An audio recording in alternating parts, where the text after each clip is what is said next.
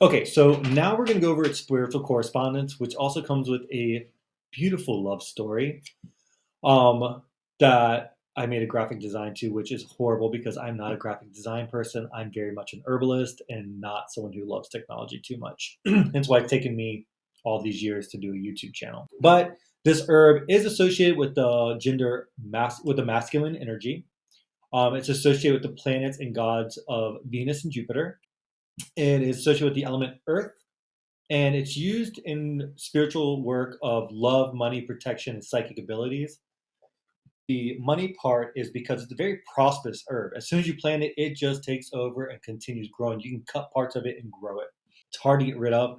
So you use plants that are prosperous to bring prosperity into your home. It has golden flowers, and gold flowers associated with gold, which is associated with money, which is associated with wealth. So you can kind of see the symbolism here. The part about love has to do with two love stories associated with it, which we're going to go over one of them that comes from Greece. But also, if you think about the way it kind of grows and latches on and it holds things, yeah, it chokes it out. But we won't get into the negative aspect of it. That's the shadow work side. But it kind of holds grass things and it pulls things together. And that's kind of like what this next story is going to be about. It's known for protection because it creates a hard shield. Like when it grows across the ground, nothing can grow out of it, nothing grows through it. So it acts like a shield, a protection mechanism. And then the psychic abilities, because it rises up, it grows higher up. So it's like it goes from the root chakra and it grows up to your crown chakra and your heavenly star chakras, and it grows upwards. It has a white flower, which is known for psychic abilities as well. So that's where it gets its ability for its psychic powers. So next, we're going to start our story about how this herb got its love affiliations, and we're going to go back to ancient Greece. So there was a young teen boy and girl. They fell madly in love. And very much like most love stories, their parents did not agree with their relationship. The two families did not like each other.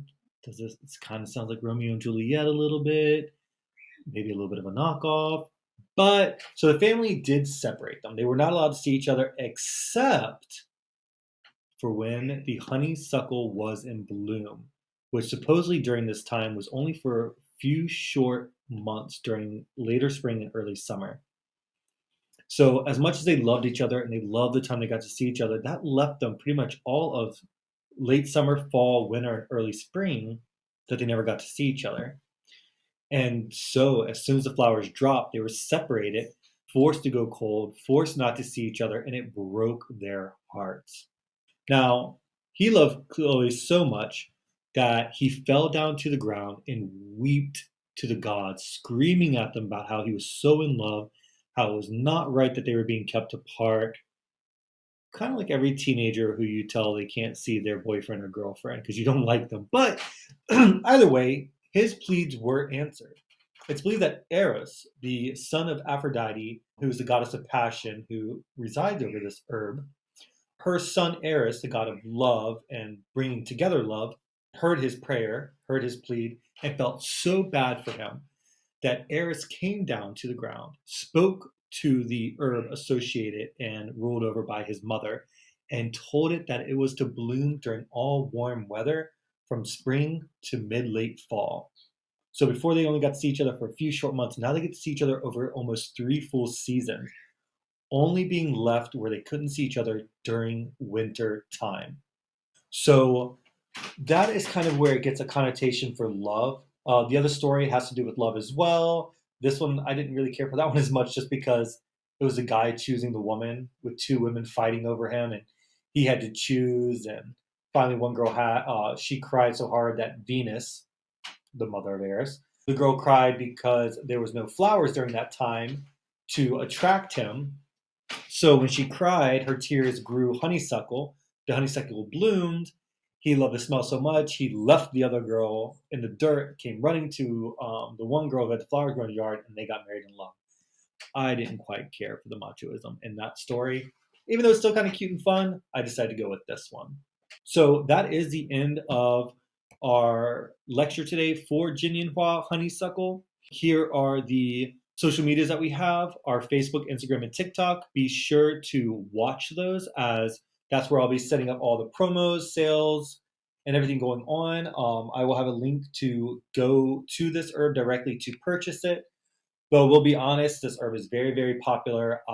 It's hard for me to keep it in stock. I know I only have a couple ounces of it, and I have to have some reserve for myself for my formulation. So it'll be first come, first serve, and as soon as it's gone, it's gone.